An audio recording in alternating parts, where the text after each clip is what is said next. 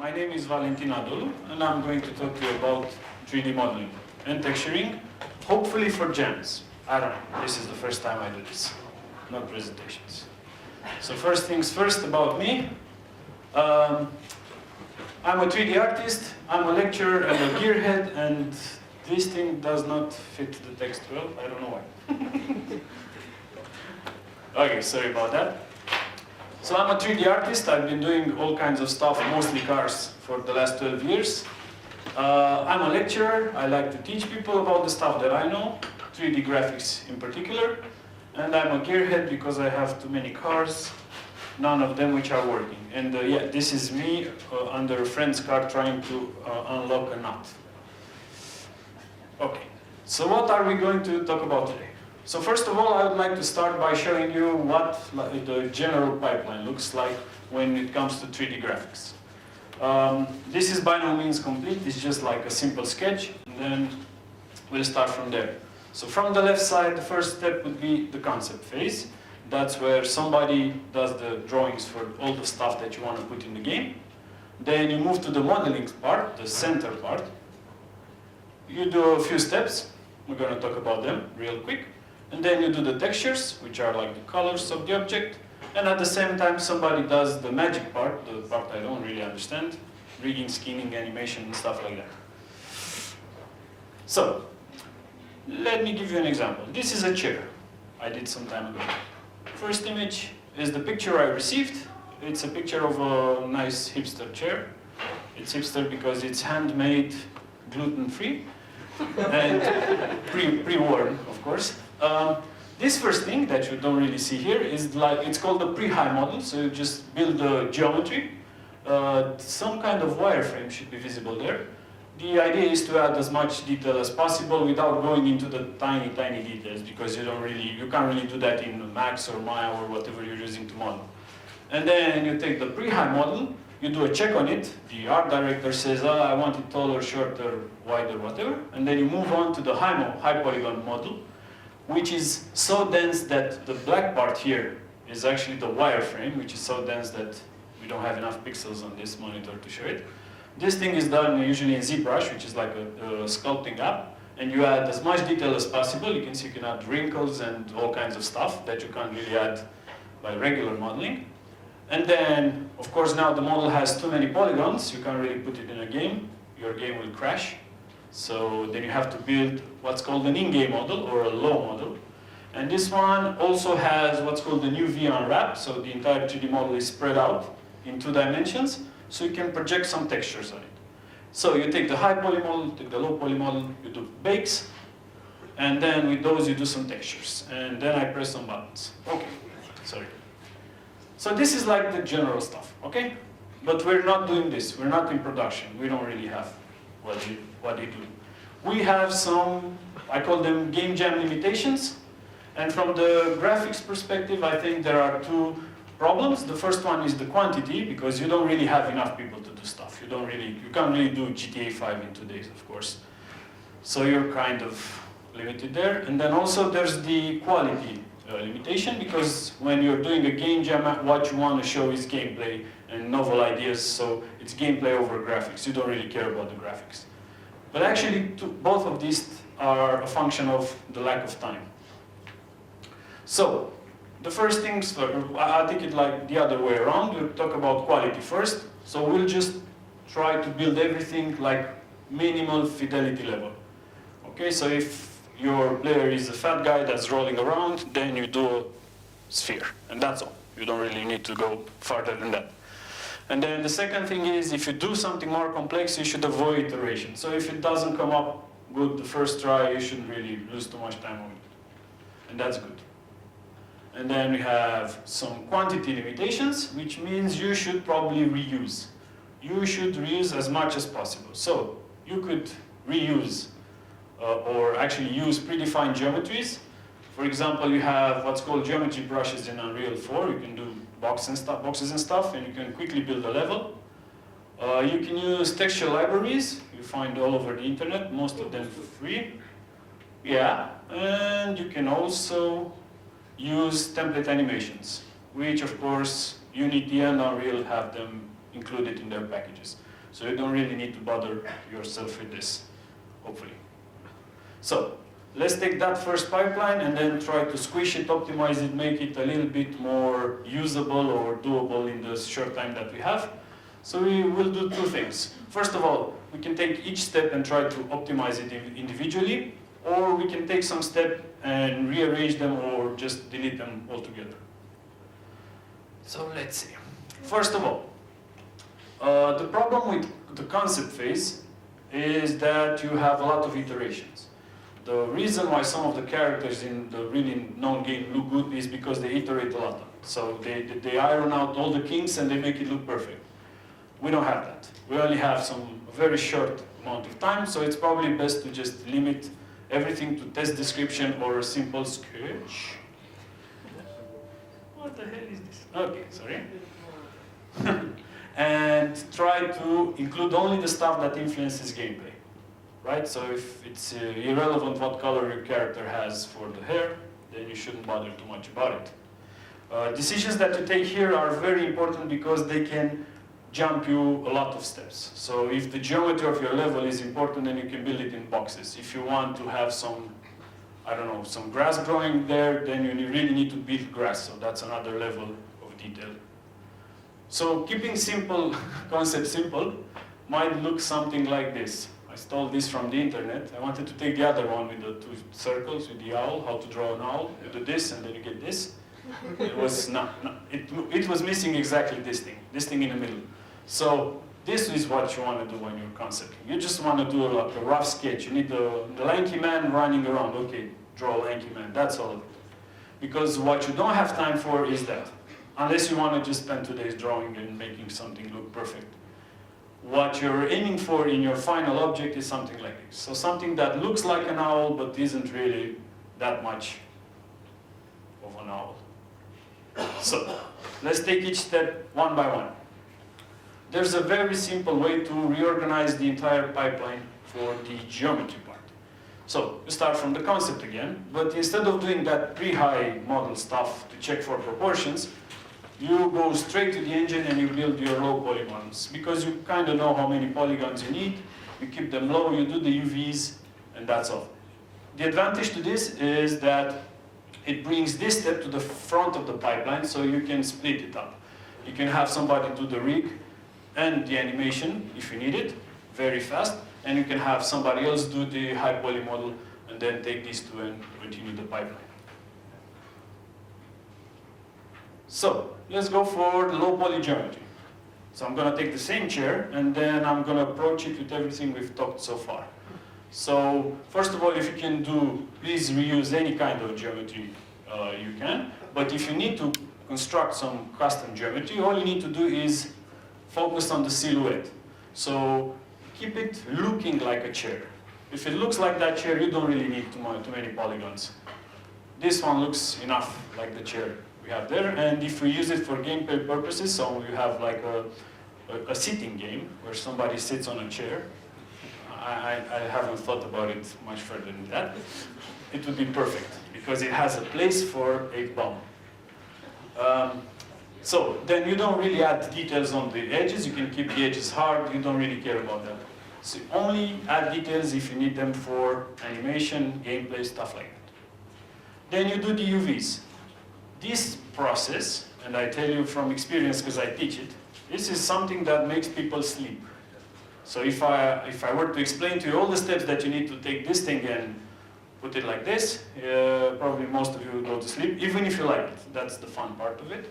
One short, in 2 words, would be, if you want to do the UVs for a 3D model, would be like taking a cardboard box and unpacking it and spreading it on the ground. So you transform it into a 2D object, and then you can have your painter guy come in and paint, because he can't paint on cubes, because he gets queasy from 3D. That's all. And it's almost automatic if you need it for a game jam, so you don't. If you need have any questions about this, I'll be around and I can answer, and I can help you go to sleep. And the next step would be to do the high poly geometry. So this is the original high poly that I did. I didn't have time to build another one for this, but I will use it as an example to show you what you should avoid and maybe what you should use.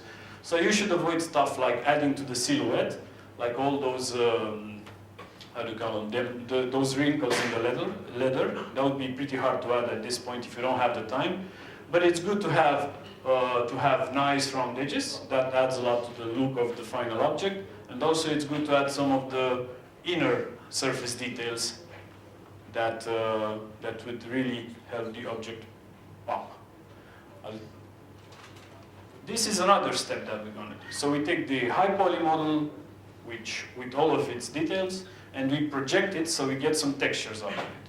So baking is transferring the details from the high poly model to the low poly, and they're called input textures. They don't have much use other than that. So these are the textures that you get out of them. It's a lot of them. Everything here has some geometric meaning that's used later for lighting. This defines surface, the normal map defines the surface details, ambient occlusion and cavity map helps with the lighting, and you have the object space position and normals, which have all kinds of stuff that you steal from the high res and you don't really put on the geometry, but you use them in the texture. So, the most important map is the first one, the normal map, which you really, really need. That's the one that gives you the impression that the wrinkles are there even though they're not. There's one problem that needs to be addressed, is that it needs to be baked in a certain way so it works in your 3D engine. So if you use Unity, Unreal, or whatever, you need to bake it in a specific way with some settings. And the good thing is that most of the contemporary tools do this already automatically. Stuff like Marmoset Toolbag or Substance Painter or Handplane Baker. And last thing would be about texturing. My recommendation would be to use a PBR workflow, which is short for physically based rendering, which is like a newer model of rendering stuff, which involves one major step that was missing before, is unifying the way the surface of the object looks in relation to the lights in the scene. This makes everything physically based, so a lot closer to reality, and it's also modular. So if you know something about it, then you should know that you should use it. If not, I can tell you more about it. And going into more detail than this, would be to, from the different models of PBR, use the roughness metallic model, which is easier to understand and it's more modular.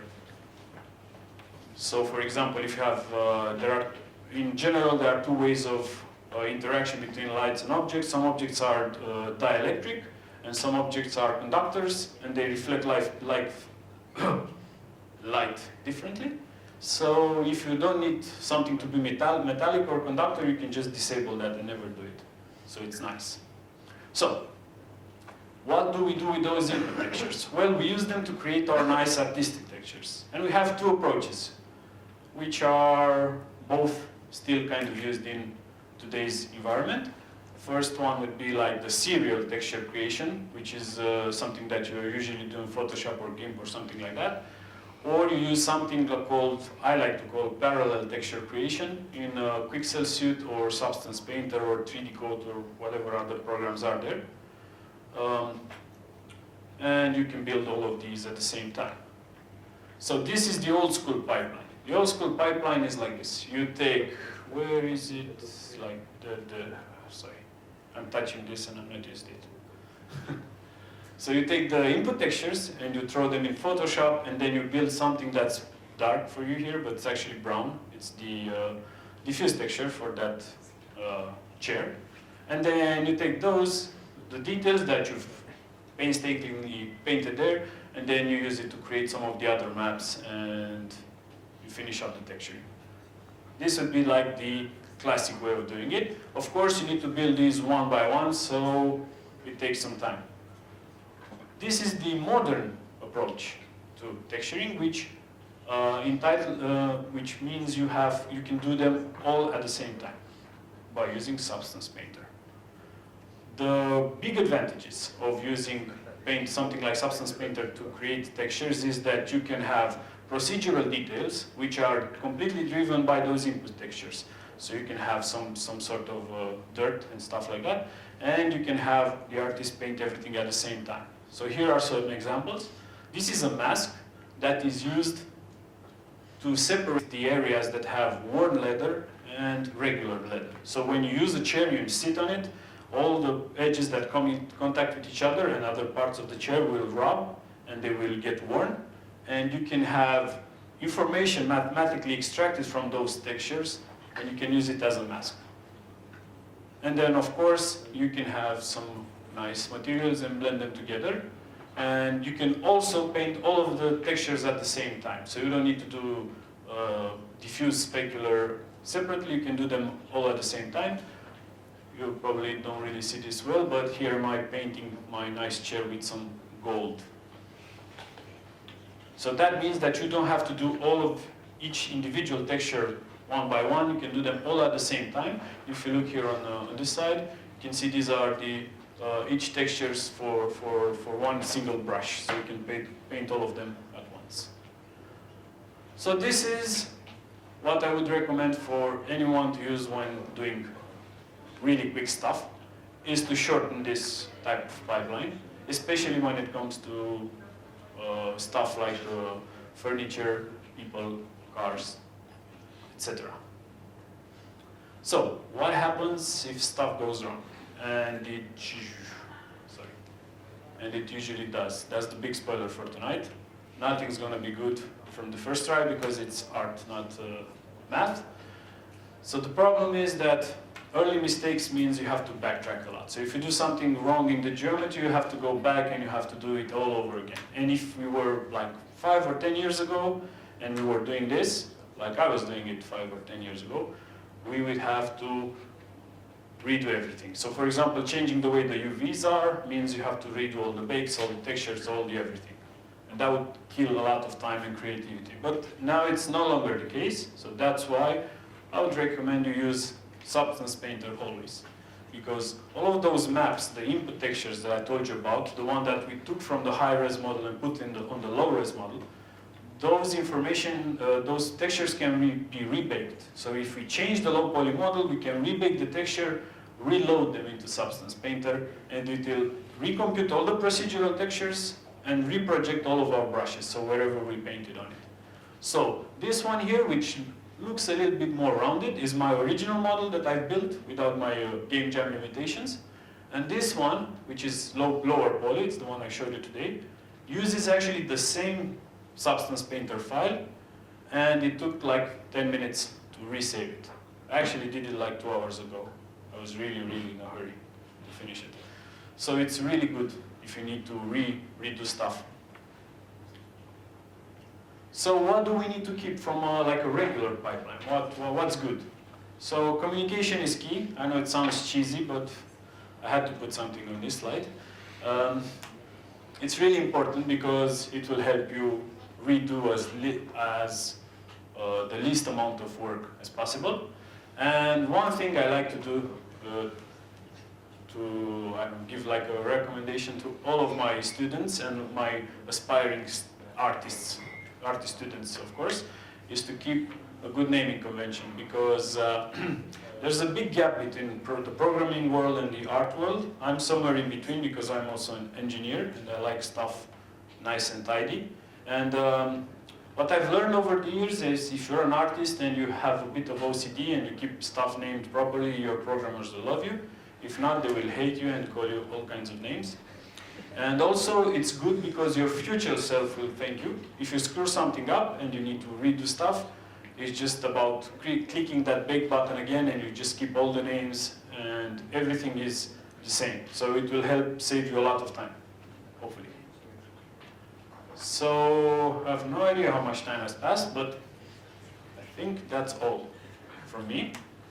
But if you need anything more, all the information that I have, it's over here. So if you need my help, I'll also be a mentor for this game jam. I'll try to be here as much time as possible. If you want to find me, follow the trail of pizza. And also, if you want to keep in touch, you can use my email, which is Yahoo because I'm old. And that's my website, where you can find more of the stuff that I do. So maybe if you have questions, now's the time to ask. If not, we still have time. Yeah? have something. If we're going to be focusing on getting many low poly models done, is there even going to be time to do one high poly model during the game jam? Maybe not. Maybe if you need to make your own main character or something, if you need to add something to it. But actually you can do some really quick high poly models to get like the edges and make it look a little bit better. But yeah, but if you do a lot of them, you'll have to compromise and probably get to boxes and stuff. So depends. Okay, so thank you very much.